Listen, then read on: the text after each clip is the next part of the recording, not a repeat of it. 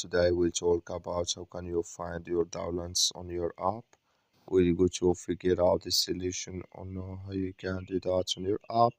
So you just follow these ways, then it's going to work with you.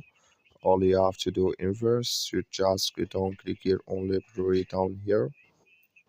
So then it's going to take you to this list. It's going to show for you like this. You click here on downloads and local music. So then here you will find all downloads you have in this list here.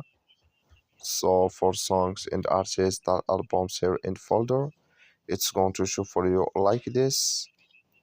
So that's all you have to do to find your downloads on your app.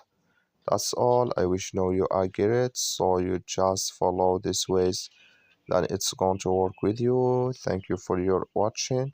Don't forget to support us by liking, subscribe.